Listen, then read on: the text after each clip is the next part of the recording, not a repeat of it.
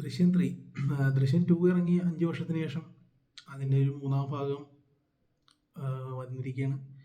ഒരു പ്രതീക്ഷയില്ലായിരുന്നു സത്യം പറഞ്ഞാൽ. ഇത്രയും വലിയൊരു ഫ്രാഞ്ചൈസിയുടെ ഒരു പടം എന്നുള്ള രീതിക്കുള്ളൊരു വൻ ഹൈപ്പും കാര്യങ്ങളും ഉണ്ടെങ്കിലും ഈ കഥയിൽ ഇനി എന്ത് മുന്നോട്ട് കൊണ്ടുപോകുന്നുള്ളൊരു പ്രതീക്ഷയില്ലായിരുന്നു. കഴിഞ്ഞ ദിവസം കൂടെ കൂട്ടുകാരോട് സംസാരിച്ചുള്ളൂ എന്തായിരിക്കും ഇനി എന്താണ് ഈ കഥയിൽ കാണിക്കാനുള്ളതെന്നുള്ളത്. പക്ഷേ ജിത്തു ജോസഫ് നന്നായിട്ട് ഡെലിവറി ചെയ്തിട്ടുണ്ട്.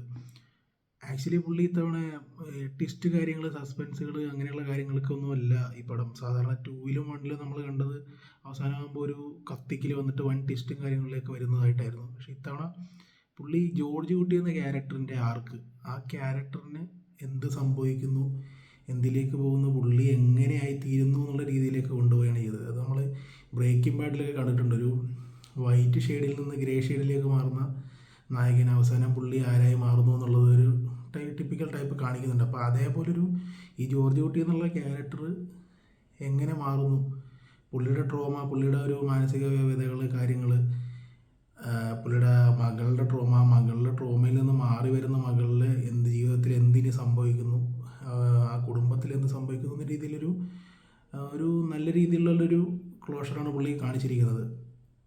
അതിലിപ്പോൾ പടം നന്നായിട്ട് വന്നിട്ടുണ്ട്. ഫസ്റ്റ് ഹാഫ് ഇച്ചിരി ഫ്ലാറ്റാണ്, പക്ഷേ ഇൻ്റർവെൽ ആകാൻ നേരത്ത് പടം നല്ല ട്രാക്കിൽ കയറുന്നുണ്ട്. ഒരു പീക്ക് ഇൻ്റർവെല്ലിലേക്ക് കൊണ്ട് നിർത്തുന്നുണ്ട്. അവിടെ നിന്ന് വരാൻ നേരത്ത് പിന്നീട് വരാൻ നേരത്ത് പടം സെക്കൻഡ് ഹാഫിലേക്ക് വരാൻ നേരത്ത് നല്ല രീതിയിൽ വരുന്നുണ്ട്. നല്ല രീതിയിൽ വന്നിട്ട് സ്ഥിരം ദൃശ്യം പടങ്ങളിൽ കാണുന്ന പോലെ സെക്കൻഡ് ഹാഫിലെ കത്തിക്കലിലേക്ക് ഇതും പോകുന്നുണ്ട്. പക്ഷേ ഫസ്റ്റിലും സെക്കൻഡിലും ഉള്ള പോലെ ട്വിസ്റ്റും കാര്യങ്ങളും പ്രതീക്ഷിച്ച് പോകരുത്. പ്രതീക്ഷിക്കുന്ന ഒരുപാടുണ്ടായിരുന്നു, അവർക്ക് നിരാശ വന്നിട്ടുണ്ടാകും എന്നുള്ളതാണ് സ്വാഭാവികമായിട്ടും എല്ലായിടത്തും കാണുന്നത്. പക്ഷേ ഇത് അങ്ങനെയല്ല പോയിരിക്കുന്ന പടം. ഇപ്പം ഞാൻ പറഞ്ഞ പോലെ തന്നെ ജോർജ് കുട്ടി എന്നുള്ള ക്യാരക്ടറിൻ്റെ ഒരു ആർക്ക് വേറൊരു രീതിയിലേക്ക് കൊണ്ട് നിർത്തിയിരിക്കുകയാണ്. അതിന് കംപ്ലീറ്റ് ചെയ്യുമെന്നുള്ളതാണ് പടം കഴിഞ്ഞപ്പോൾ തോന്നിയത്. ഇനിയൊരു 4ാം ഭാഗം കഴിഞ്ഞ് ഇച്ചിരി മുന്നേ ആന്റണി പെരുമ്പാവൂർ ലൈവിൽ അതിൻ്റെ 4ാം ഭാഗത്തിനെ കുറിച്ച് പറയുന്നുണ്ടായിരുന്നു. അപ്പോൾ അതിൽ അങ്ങനെ ഒരു കംപ്ലീറ്റിലേക്ക് എത്തിക്കും എന്ന് തോന്നുന്നുണ്ട്. അപ്പോൾ ഇതാണ് പടം. ഓവറോൾ പെർഫോമൻസ് വൈസ് ഒരു രക്ഷയില്ല. മോഹൻലാൽ ജോർജ് കുട്ടി എന്ന് പറഞ്ഞാൽ പക്ക നമ്മളെ ഫസ്റ്റിലും സെക്കൻഡിലും കണ്ട ജോർജ് കുട്ടി തന്നെ തേർഡിലും ഒരു മാറ്റവും ഇല്ല.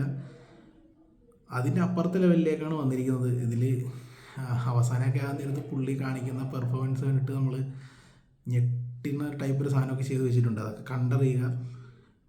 ആക്ച്വലി നല്ല പടമാണ്, എല്ലാവരും പോയി കാണുക. പെർഫോമൻസ്, മ്യൂസിക്, അനിൽ ജോൺസൻ്റെ മ്യൂസിക് നൈസായിട്ട് ചെയ്തിട്ടുണ്ട്. പുള്ളി വർഷങ്ങൾക്ക് ശേഷമാണ് ഒരു പടം ചെയ്ത് കാണുന്നത്, പക്കയായിട്ട് ചെയ്തിട്ടുണ്ട്. ക്യാമറ, ബാക്കി സംഭവങ്ങളൊക്കെ ടെക്നിക്കൽ ഡീറ്റെയിൽ ആയിട്ടൊന്നും കൂടുതൽ പറയുന്നില്ല. അറിയാമല്ലോ ജിത്തു ജോസഫിൻ്റെ പടങ്ങളിലെ ഒരു ലെവലിൽ ദൃശ്യം 1 മെമ്മറീസിലും ദൃശ്യം 1 ഒക്കെ കണ്ട പോലെ അതിന് ശേഷം പിന്നീട് പുള്ളി ദൃശ്യം 2 പിന്നെ കുറേ പടങ്ങളൊക്കെ ചെയ്തതിൻ്റെ ഒരു ക്യാമറ വർക്കൊക്കെ നമുക്കറിയില്ല. ആ ഒരു ടൈപ്പ് സാധനം തന്നെയാണ് ഇതിൽ ചെയ്തിരിക്കുന്നത്. പക്ഷേ ദൃശ്യം 2 എന്തായാലും വെച്ച് നോക്കുമ്പോൾ 3ൽ നല്ല രീതിയിൽ വർക്ക് ചെയ്തിട്ടുണ്ട്. 2 പിന്നെ ലോക്ക്ഡൗൺ സമയത്ത് ചെയ്തത് കൊണ്ടുള്ള പരിമിതികളായിരിക്കും. ഇതിൽ നല്ലോണം ചെയ്തിട്ടുണ്ട്. ആക്ച്വലി നല്ല പടമാണ്, നല്ലോണം പെർഫോം ചെയ്തിട്ടുണ്ട്. മീന, ഹെസ്റ്റർ, അൻസിബയൊക്കെ നല്ലോണം പെർഫോം ചെയ്തിട്ടുണ്ട്.